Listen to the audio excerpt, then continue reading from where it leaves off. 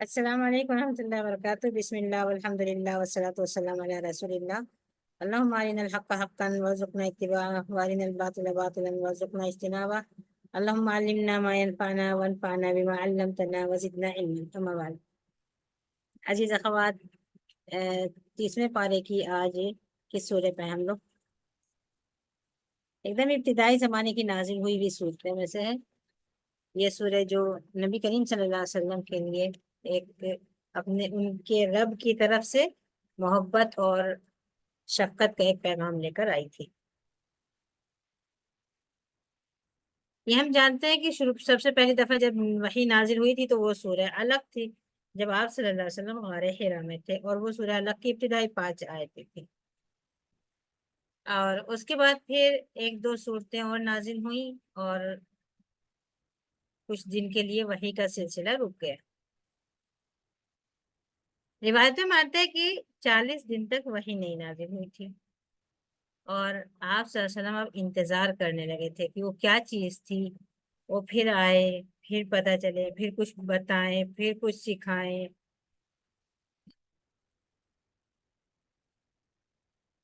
40 دن کے بعد پھر بہت محبت کے ساتھ ایک وحی آئی تھی، یا ایھا المدثر، اے اور لپیٹ کر لیٹنے والے۔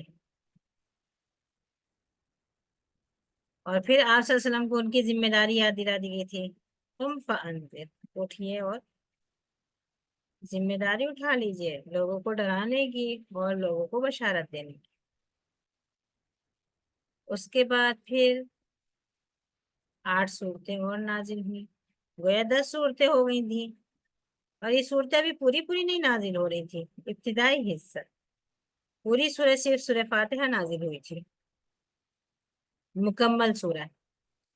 اور اس کے بعد پھر وحی کا سلسلہ رک گیا۔ آپ صلی اللہ علیہ وسلم کو پھر دکھ ہوا، آسمان سے کسی کا رشتہ جڑا ہوا ہو، رب کے پاس سے پیغام آتے ہوں، روشنی، ہدایت، رحمت، زمین کا آسمان سے تعلق، اس انسان کا اس کے معبود سے تعلق، اور پھر وہ پیغام آنا رک جائیں، تو ظاہر سی بات ہے دکھ کی بات، غم کی بات۔ آپ صلی اللہ علیہ وسلم غمگین تھے۔ آپ کی پڑوسن نے 2 رات آپ کی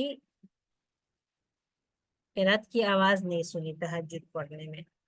کیونکہ آپ صلی اللہ علیہ وسلم بیمار تھے۔ تو اس نے تانا دیا صبح اٹھ کر، تمہارا شیطان ناراض ہو گیا ہے، آج کل تمہارے پاس کچھ لے کر نہیں آ رہا ہے، بڑی خاموشی ہے تمہارے گھر میں۔ آپ صلی اللہ علیہ وسلم کو اور زیادہ دکھ ہوا اس کی بات سے۔ اس سے پہلے جب سلسلہ رکا تھا وحی کا، تو اس وقت یہ بات اتنی عام نہیں تھی، نبوت کی بات، وحی کی بات، رسالت کی بات، یہ چیزیں اتنا عام نہیں تھی، لوگوں کی اس قدر توجہ نہیں تھی۔ لیکن اب جب سلسلہ رکا تو لوگ اس کی طرف متوجہ ہو گئے تھے، جو حسد کرنے والے تھے، جو دشمنی رکھنے والے تھے، جو بغض کرنے والے تھے۔ 3 روایتیں آتی ہیں اس سلسلے میں، سورہ ضحیٰ کے سبب نزول کے سلسلے میں 3 طرح کی روایتیں آئیں، لیکن یہ تو اس بات پر تمام روایتیں متفق ہیں کہ کچھ دن تک، تقریباً 4-5 دن، 8 دن تک وحی کا سلسلہ رکا ہوا تھا، اور اس کے بعد پھر دوبارہ شروع ہوا۔ جب دوبارہ شروع ہوا تو پھر وہی پیغام، بہت محبت کے ساتھ، بہت پیار کے ساتھ۔ یہ سورے کے الفاظ میں ہم دیکھیں گے کہ کس طرح سے اللہ تعالیٰ نے نبی کریم صلی اللہ علیہ وسلم سے محبت اور ان کی شفقت اور رحمت کا اظہار کیا۔ پہلے سورے کی تلاوت کر لیتے ہیں۔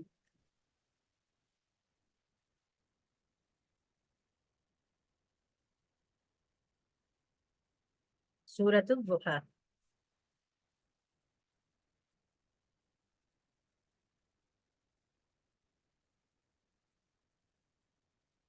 أعوذ بالله من الشيطان الرجيم.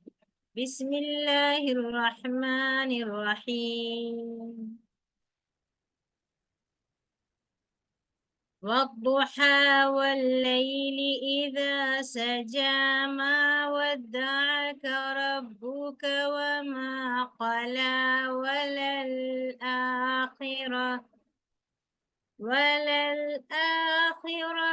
خير لك من الأولى ولسوف يعطيك ربك فترضى ألم يجدك يتيما فآوى ووجدك ضالا فهدى ووجدك عائلا فأغنى فأما اليتيم فلا تقهر وأما السائل فلا تنهر وأما بنعمة ربك فحدث. قسم ہے چاشت کے وقت کی،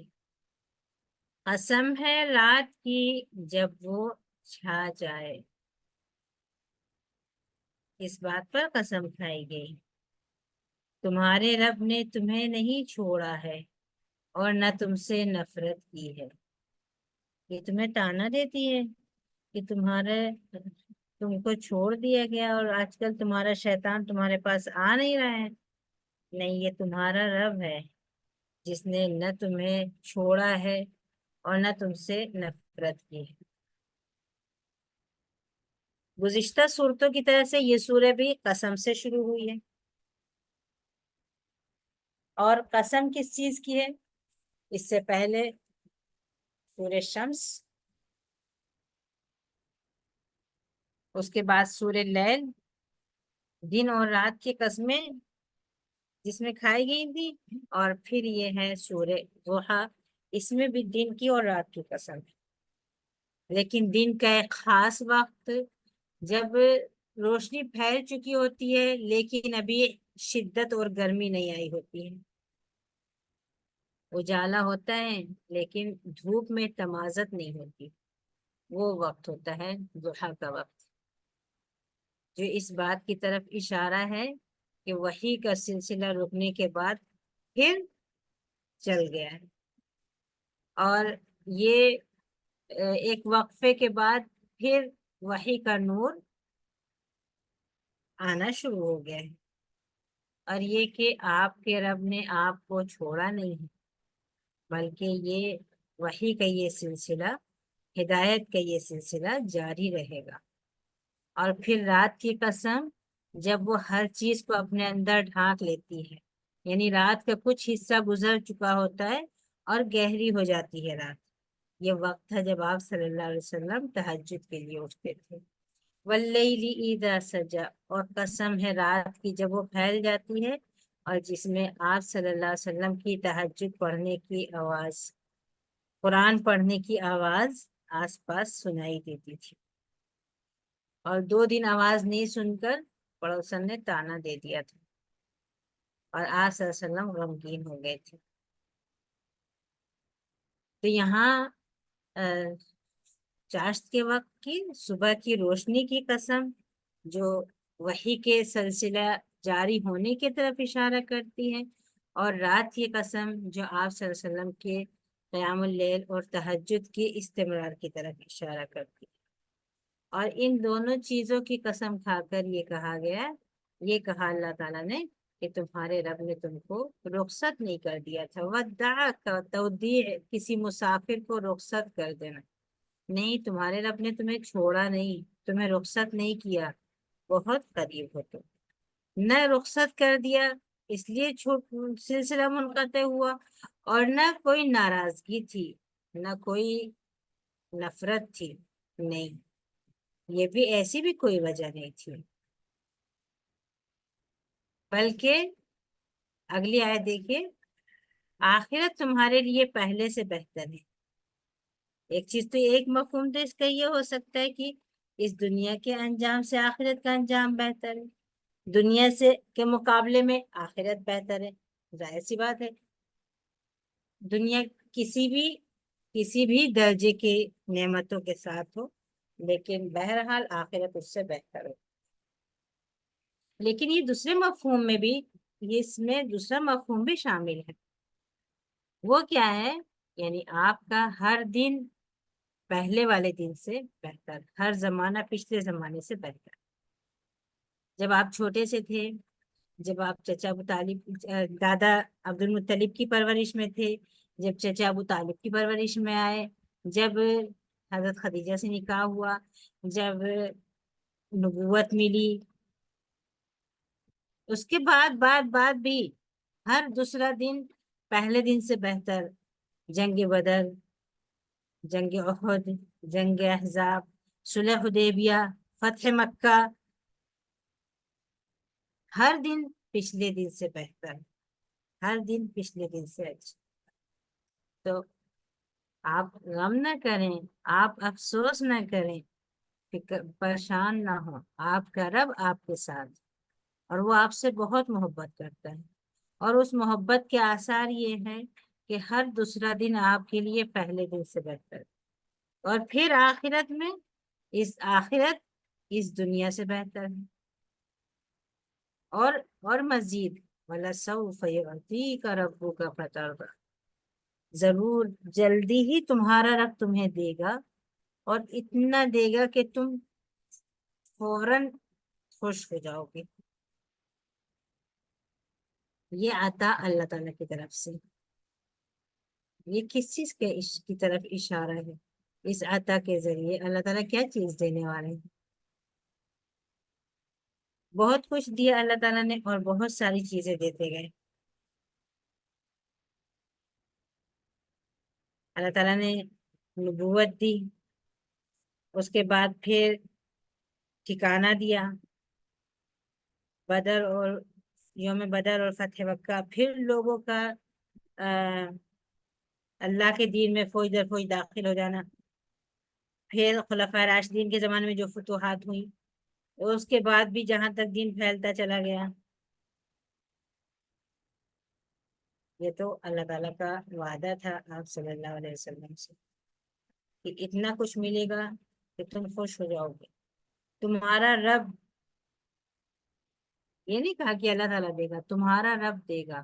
اور جلدی ہی دے گا۔ وَلَسَوْفَ، جلدی ہی دے گا، ضرور دے گا، اور تمہارا رب تمہیں اتنا دے گا کہ تم خوش ہو جاؤ گے۔ اور اس کی کیا دلیل ہے کہ ہاں آگے تمہیں ہر دن تمہارا بہتر ہوگا، اور اللہ تعالیٰ اتنا دے گا کہ تم خوش ہو جاؤ گے اور تم اس سے راضی ہو جاؤ گے؟ اس کی کیا دلیل ہے؟ پچھلے تجربات دیکھ لو، اس کی طرف ایک اشارہ۔ تم یتیم نہیں تھے، علم یجد کا یتیم فآوا، تم یتیم نہیں تھے تو پھر اللہ تعالیٰ نے تم کو ٹھکانہ دیا تھا۔ آوا کا مطلب کیا ہوتا ہے؟ آوا کا بہت سارے مطلب ہوتے ہیں، کسی کو ٹھکانہ ملنا، کسی کو پناہ ملنا، شفقت کا سایہ ملنا،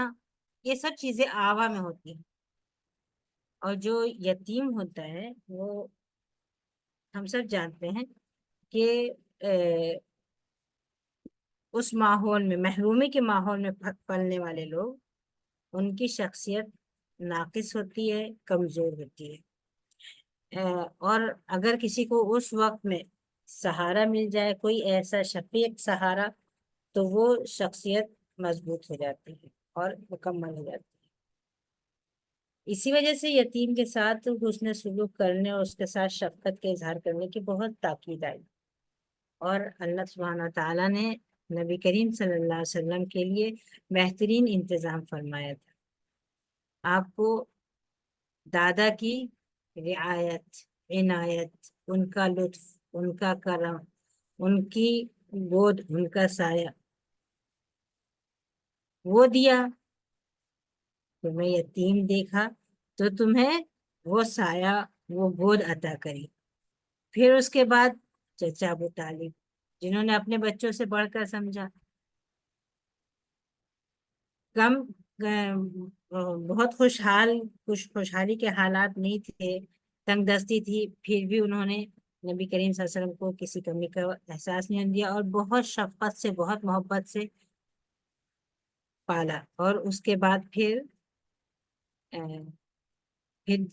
بی بی خدیجہ سے شادی ہو جانا، یہ ساری چیزیں اس میں شامل تھیں کہ اللہ تعالیٰ نے ان کو بہترین سے بہترین ٹھکانہ دیتے چلے گئے اور ان کی شخصیت کو ہر طرف سے مکمل کر دیا، ان کے اندر کسی طرح کی کمی نہیں رہ گئی۔ یہ تو ایک ظاہری شخصیت ہوئی، پھر اندر سے وَوَجَدَكَ ضَالًّا فَهَدَىٰ، تمہیں حیران و پریشان دیکھا تو تمہاری رہنمائی کر دی۔ ضالن کا مطلب گمراہ بھی ہوتا ہے، لیکن یہاں ضالن کا مطلب گمراہ نہیں ہے۔ ایک چیز ظال مانے ایک شخص وہ ہوتا ہے جو جس کا راستہ گم ہو گیا ہو، اور ایک شخص وہ ہوتا ہے جس کے سامنے 2-3 راستے اور وہ حیران و پریشان کھڑا ہو کہ مجھے اب کدھر جانا ہے، اور پھر کوئی اس کو صحیح راستہ بتا دے بھٹکنے سے پہلے۔ ایک شخص تو بھٹک گیا اور بھٹکنے کے بعد اس کو واپس آنا پڑا سیدھے راستے پہ، اور ایک شخص وہ جو مختلف راستے دیکھ کر وہیں ٹھہر جائے اور وہ انتظار کرے کہ مجھے حیران و پریشان ہو کر راستہ سمجھنا چاہے اور پھر اس کو صحیح راستے کی ہدایت ہو جائے، جو صورتحال کے آپ صلی اللہ علیہ وسلم کی تھی۔ یہ تو طے ہے کہ نبی کوئی بھی گمراہی میں نہیں تھے۔ اللہ تعالیٰ نے تمام انبیاء کی فطرت ایسے بنائی تھی ان کی فطرت نیک تھی، صالح تھے، حق پر تھے، ہر قسم کی گمراہی سے، برائیوں سے، بد اخلاقیوں سے پاک تھے۔ تمام انبیاء کے لیے یہ چیز تھی۔ لیکن آپ صلی اللہ علیہ وسلم جو غار حرا میں جا کر بیٹھا کرتے تھے اور بہت بہت دن تک وہاں عبادت میں وقت گزارتے تھے، اور غور و فکر میں، اور اس چیز کو اپنے قوم کے حالات کو، ان کے اخلاق کو، ان کے اعمال کو دیکھ کر جو حیرانی اور پریشانی ہوتی تھی ان کو، بتوں کی پوجا، لڑکیوں کو زندہ دار کر دینا، آپس میں خون خرابہ، بہت ساری برائیاں تھیں، اور کیا صحیح ہے، کہاں ہے وہ صحیح، حق کہاں ہے، اس کی تلاش تھی، اور یہ یقین تھا کہ جو کام ہو رہا ہے یہ غلط ہو رہا ہے، صحیح کیا ہے اس کی طلب تھی۔ تو جب اللہ تعالیٰ نے تمہیں حیران و پریشان دیکھا تو پھر اس نے تمہاری ہدایت کا انتظام کر دیا۔ اسی غار حرا میں جہاں بیٹھ کر تم حیرت سے سوچا کرتے تھے صحیح کیا ہے، حق کیا ہے، وہیں پر اللہ تعالیٰ نے تمہارے لیے ہدایت بھیج دی، اور پھر وہ پہلی وحی نازل ہوئی۔ تو یہ احسان سمجھو تمہارے رب کا، جب اس نے تمہیں یتیم دیکھا اور تمہارے لیے شفقت کا اور سائے کا انتظام، پھر تمہیں حیران و پریشان دیکھا تو تمہارے لیے ہدایت کا انتظام کر دیا، اور پھر تم کو تنگ دستی اور پریشانی میں، مالی پریشانی میں دیکھا تو تمہیں بے نیاز کر دیا۔ آپ صلی اللہ علیہ وسلم کی مالی پریشانی جو ابتدائی زمانے میں رہی، جب آپ صلی اللہ علیہ وسلم چچا ابو طالب کی کفالت میں تھے، اور ان کے بچے بہت زیادہ تھے اور مال کم تھا، تو آپ صلی اللہ علیہ وسلم کی بکریاں چرایا کرتے تھے، اور پھر اللہ تعالیٰ نے انتظام کر دیا جب حضرت خدیجہ نے اپنے مال کی تجارت کے لیے آپ کو منتخب کیا، اور پھر جب حضرت خدیجہ نے نکاح کا پیغام بھیج دیا، اور جب نبی ہوئے تو حضرت خدیجہ نے سارا مال وقف کر دیا۔ یقیناً یہ بہت بہت بڑا سہارا تھا حضرت خدیجہ کی طرف سے، اور بہت بڑا انتظام تھا اللہ تعالیٰ کی طرف سے۔ اللہ تعالیٰ نے فرمایا کہ ہم نے، اور اس نے تم کو حاجت اور ضرورت کی اس میں دیکھا تو اس نے تمہیں بے نیاز کر دیا۔ ایک بے نیازی یہ ہوتی ہے، اور ایک بے نیازی دل کی بے نیازی بھی ہوتی ہے، کہ آخرت کی فکر اس طرح سے دل میں اتر جائے کہ آدمی دنیا سے بے نیاز ہو جائے، پھر اس کے لیے تھوڑی سی چیز بھی، تھوڑا سا مال بھی، کفاف بھی، بقدر ضرورت مل جائے وہ بھی اس کے لیے بے نیازی کا باعث ہوتا ہے، اور اس سے بھی وہ بے نیاز ہو جاتا ہے۔ تو اللہ تعالیٰ نے دونوں طرح کا احسان کیا آپ صلی اللہ علیہ وسلم کے اوپر۔ ایک تو ہر طرح سے مال کا انتظام کر دیا، جب حضرت خدیجہ کا مال تھا، اور اس کے بعد پھر آگے بھی جب فتوحات ہوتی گئی، جب خیبر فتح ہوا، جب دوسری جنگیں ہوئیں، مال غنیمت ملتے گئے، یہ ساری چیزیں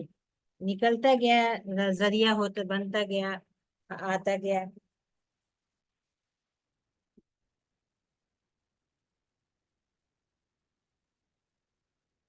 تو پھر یہ والی اس طرح سے بھی وہ کمی اور کمزوری جو تھی اس کو بھی اللہ تعالیٰ نے پورا کر دیا۔ تو آپ کی یتیمی کا مسئلہ، آپ کی حیرانی اور پریشانی کا مسئلہ، آپ کی حاجت اور ضرورت کا مسئلہ، یہ سارے مسئلے پر حل کیے اللہ تعالیٰ نے، اور بہت خوبصورتی سے، بغیر کسی کے احسان کے حل کیے۔ تو ہر دن تمہارا پچھلے دن سے بہتر ہو رہا ہے، اور آئندہ بھی ہر دن تمہارا آگے کا پچھلے دن سے بہتر ہوگا، اور تمہارا رب تمہیں اتنا عطا کرتے جائے گا کہ تم اس سے خوش ہو جاؤ۔ تو پھر تم کو کیا کرنا ہوگا؟ اب آگے کچھ احکام دیے جا رہے ہیں اسی تعلق سے۔ جب اللہ تعالیٰ نے تم کو یتیم دیکھا اور تمہارے لیے شفقت اور لطف اور عنایت کا اس کے اسباب مہیا کیے، تو پھر تم بھی ایسا کرو، یتیم کے ساتھ ظلم نہ کرو، اس کو دباؤ مت، اس کو ڈانٹو مت، اس پر غصہ مت کرو، کیونکہ وہ معاشرہ جو تھا جس میں یہ سورہ نازل ہوئی ہے، اس میں یتیموں کے لیے کوئی عزت نہیں تھی، یتیموں کی کوئی قدر نہیں تھی، حتیٰ کہ یتیم جان کر دائیاں آئی تھی اور آپ صلی اللہ علیہ وسلم کو لے جانے کو کوئی تیار نہیں تھی، صرف یہ سمجھ کے کہ یہ یتیم ہے، اس کا باپ نہیں ہے تو ہم کو ملے گا کیا۔ تو یتیموں سے کسی قسم کے بدلے اور خیر اور احسان کی تو امید ہوتی نہیں تھی، اور اس وجہ سے ان کے ساتھ اور کوئی احسان کیا نہیں جاتا تھا، کیونکہ جب آخرت پر ایمان نہیں ہوگا، آدمی کو ہر چیز کا بدلہ اس دنیا میں مطلوب ہوگا، اور جہاں بدلہ ملنے والا ہوگا وہاں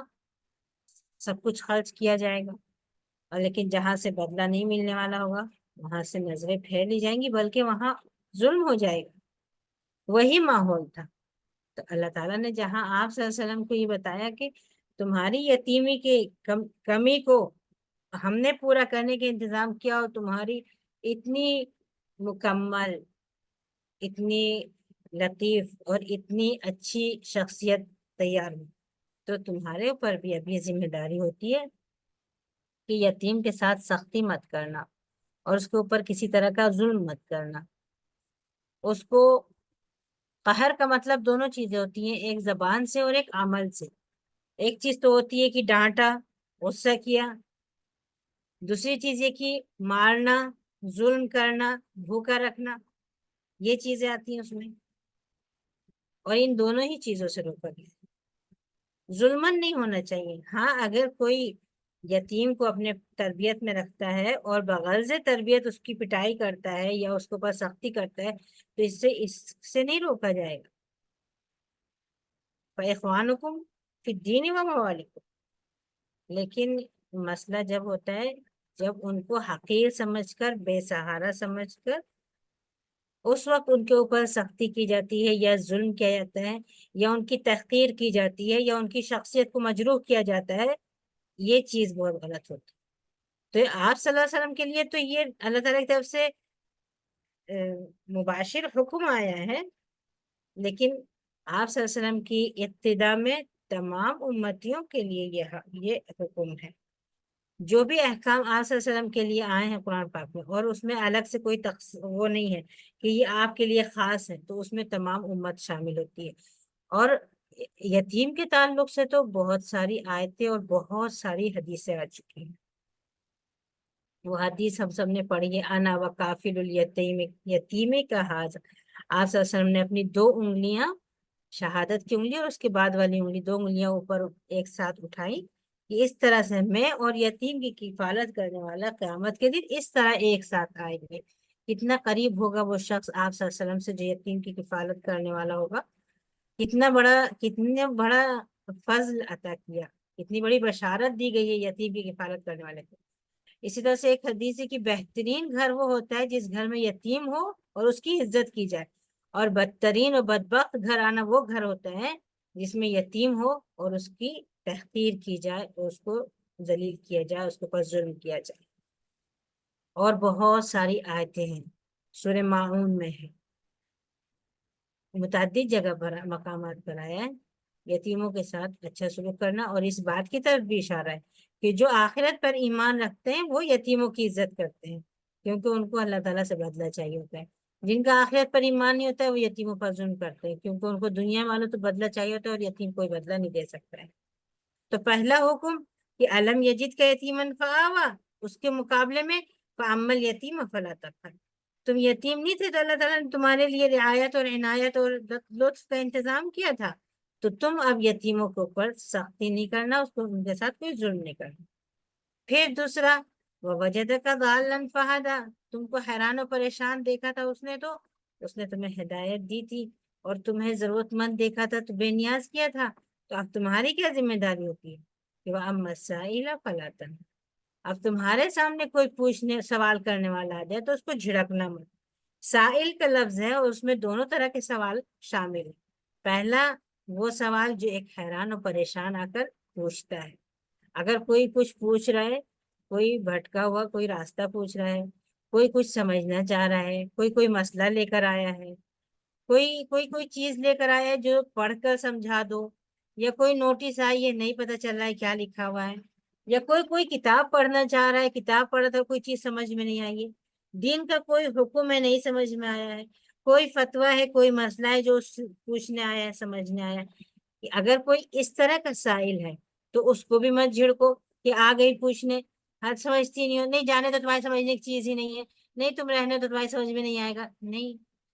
کوئی سائل آتا ہے تو اس کو مت جھڑکو، یا وہ سائل جو مالی اعتبار سے کمزور ہے اور اپنی مادی ضرورت کے لیے اگر آتا ہے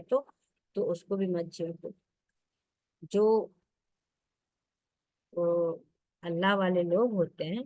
وہ سائل کو اپنے لیے رحمت سمجھتے ہیں۔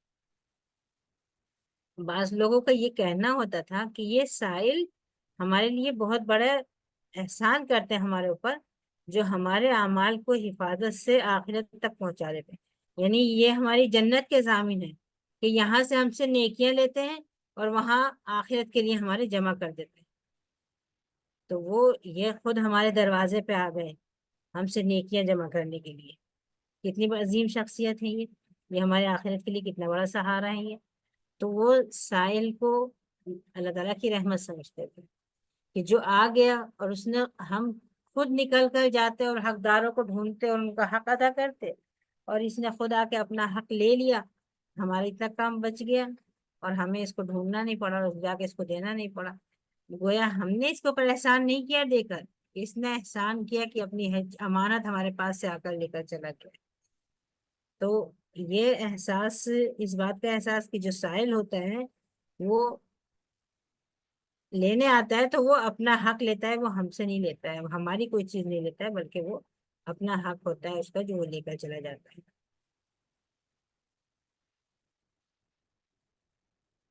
یہ اس تعلق سے، سائل کے تعلق سے بہت ساری چیزیں اس میں تفسیر کی کتابوں میں مل جائیں گے اور حدیث کی کتابوں میں بہت ساری حدیثیں اور بہت ساری آیتیں جس میں سائل کے تعلق سے یہ کہا گیا ہے کہ ان کے ساتھ، ان کو اگر دے سکو تو اچھی بات ہے، اچھی طرح دے دو، اگر دے سکو تو ان کی ضرورت پوری کر دو، اور اگر نہیں دے سکو تو کم سے کم تنہر والی بات نہیں ہونا چاہیے، جھڑکنے والی بات، غصہ کرنے والی بات، ذلیل کرنے والی بات یہ نہیں ہونا چاہیے۔ کچھ نہیں تو پھر اس کو احترام سے، عزت سے اس کو رخصت کر دو کہ ہاں میں معذرت کر کے کہ مجھے افسوس ہے کہ میں تمہاری اس ضرورت کو آج پورا نہیں کر سکتا۔ یہ ایک دوسری ہدایت ہو گئی، اور تیسری ہدایت وَأَمَّا بِنِعْمَةِ رَبِّكَ فَحَدِّثْ، اور اپنے رب کی نعمتوں کا تذکرہ کرو۔ اس کا کیا مطلب ہوا؟ اس کا مطلب یہ ہوا کہ جو بھی اللہ تعالیٰ نے نعمت دی ہے اس کا اظہار ہونا چاہیے، اور اس کے اظہار کا یہ طریقہ نہیں ہوگا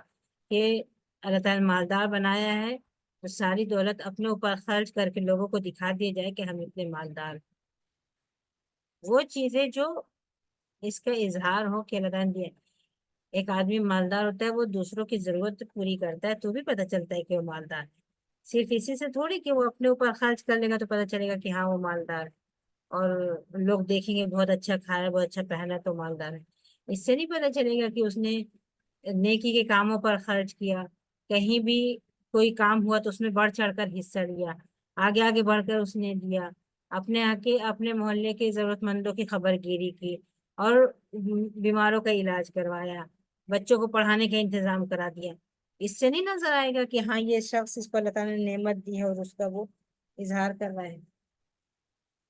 نعمت کے اظہار میں بھی دونوں چیزیں شامل ہوں گی، ایک تو وہ نعمت جو مادی نعمتیں ہوتی ہیں جو ہمیں اس طرح سے نظر آتی ہیں، دوسرا وہ جو اللہ تعالیٰ اگر کسی کو کسی چیز کی توفیق دیتا ہے، جیسے کہ نبی کریم صلی اللہ علیہ وسلم جب پیغام پہنچائے جاتے تھے تو یہ گواہی دلاتے تھے کہ تم یہ گواہی دو کہ لا الہ الا اللہ و انی رسول اللہ، اللہ کے سوا کوئی معبود نہیں اور میں اللہ کا رسول ہوں، تو یہ اللہ تعالیٰ کی نعمت تھی آپ کے اوپر جس کو آپ لوگوں کو بتائے کہ میں اللہ کا رسول ہوں۔ ایک دفعہ کسی نے آ کے آپ صلی اللہ علیہ وسلم کو تانا دیا، آپ مال غنیمت تقسیم کر رہے تھے تو کہا کہ عادل یا رسول اللہ، اللہ کے رسول آپ عادل سے کام لیں، اللہ کے رسول صلی اللہ علیہ وسلم نے کہا کہ اللہ تعالیٰ نے اپنی وحی پر مجھے امین بنا دیا، تم لوگ مال غنیمت پر مجھے امین نہیں سمجھ رہے ہو، تو بدو دیہاتی لوگ اس طرح آپ سے آ کر مخاطب ہوتے تھے اور اس کے جواب میں پھر آپ کو اس طرح کا جواب دینا پڑتا تھا۔ اگر کوئی ایسی چیز ہے جس کے اظہار میں یہ اندیشہ ہو کہ ریاکاری شامل ہو جائے گی تو اس کا اظہار نہ کیا جائے، لیکن اگر کوئی ایسی چیز ہے جس سے یہ لگ رہا ہے کہ دوسروں کو بھی کرنے کی توفیق ہو جائے گی اس نیکی کو کرنے کے، ان کے اندر شوق ہو جائے گا، ان کے اندر بھی ہمت ہو جائے گی اور وہ بھی اس طرح کی نیکی کرنے لگیں گے، تو وہ چیز بتائی جا سکتی ہے کہ ایسا ہے، تو وہ یہ چیز بھی نعمت کی تذکرے میں شامل ہوتی ہے، لیکن اس بات کے سے پرہیز کیا جائے کہ اپنے دل میں کسی طرح کا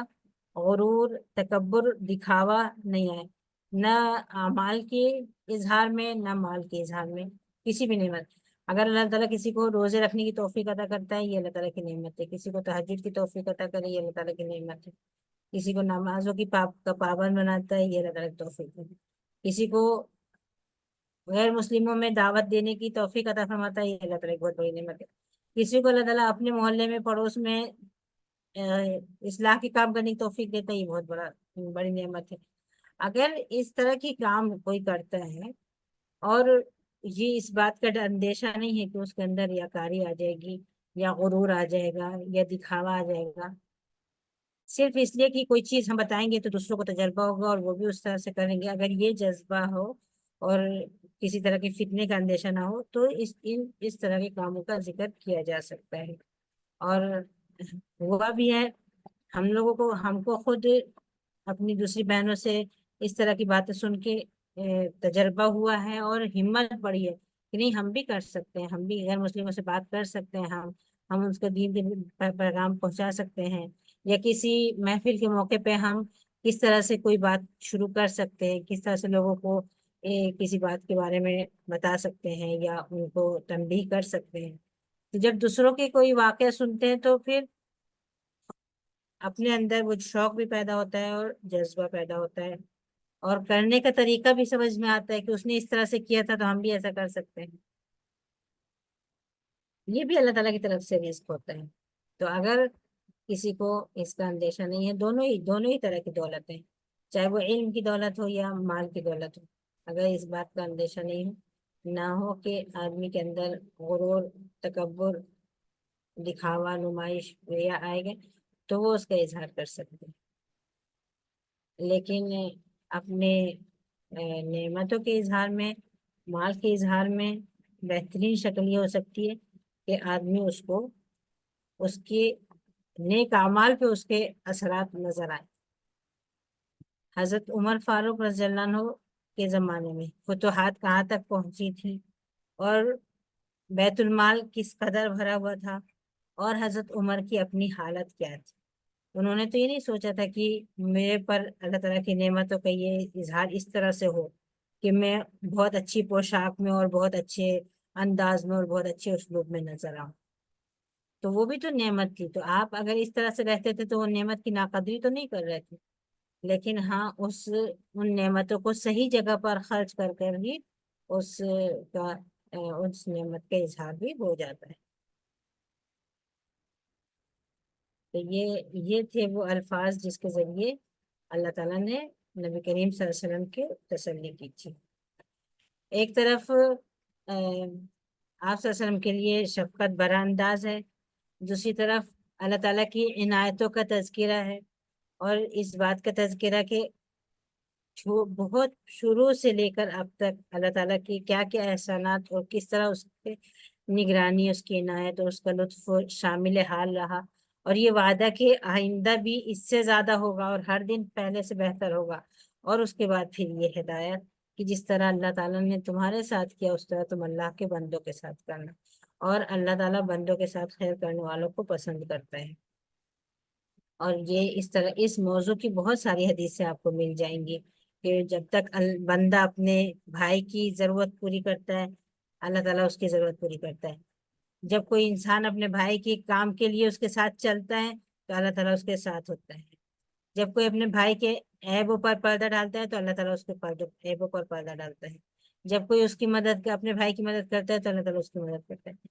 تو ہم میں سے کون ہے جو اللہ تعالیٰ کی طرف سے اس کی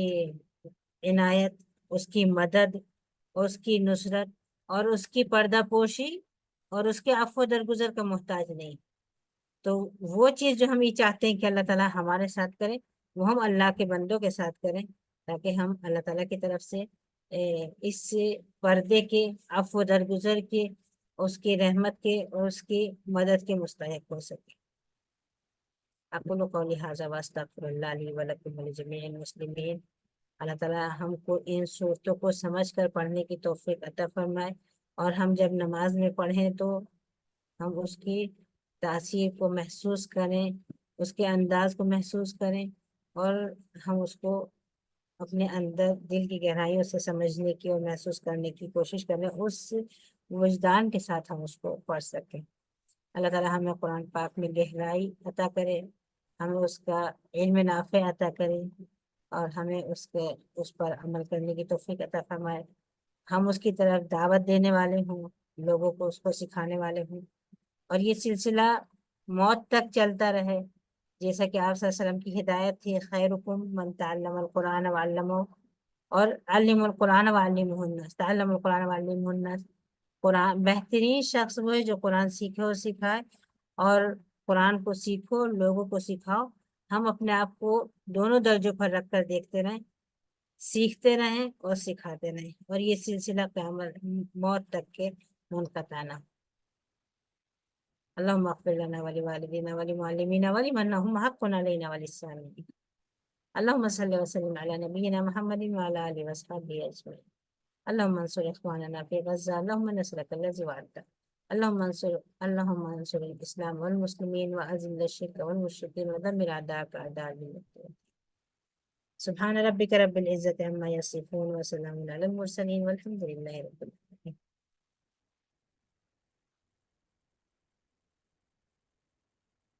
سبحانك اللهم وبحمدك أشهد أن لا إله إلا أنت أستغفرك وأتوب إليك۔